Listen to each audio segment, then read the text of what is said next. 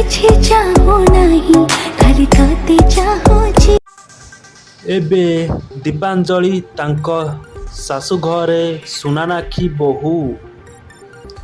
ବାହାଘର କେତେଟି ଦିନ ପରେ ଶାଶୁ ଶ୍ୱଶୁରଙ୍କୁ ବହୁତ ଖୁସିରେ ରଖିଛନ୍ତି।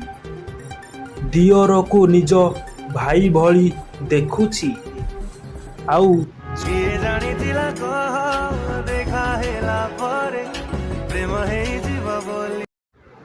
ଏବେ ଦୀପାଞ୍ଜଳିଙ୍କ ହାତରେ ତ ସରଗର ଚାନ୍ଦ ପଡ଼ିଛି। ସେ ଯାହାକୁ ବାହା ହେବାକୁ ଚାହୁଁଥିଲେ ତାଙ୍କୁ ତ ପାଇଗଲା। ରାଜେନ୍ଦ୍ର ନାଁରେ ସିନ୍ଦୁର ପିନ୍ଧି, ରାଜେନ୍ଦ୍ର ନାଁରେ ଶଙ୍ଖା ନାହିଁ।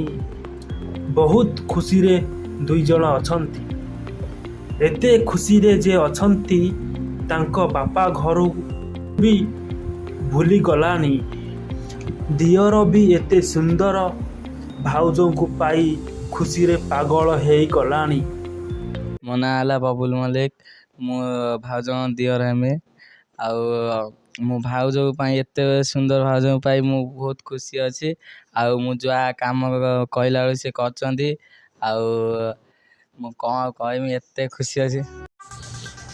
ବିବାହ ପୂର୍ବରୁ ବି ଦୀପାଞ୍ଜଳି ସ୍ୱପ୍ନ ଦେଖୁଥିଲା ମୁଁ କେବେ ରାଜେନ୍ଦ୍ରର ରାଣୀ ହେବି ଓ ସେ ମୋ ରାଜା ହେବ।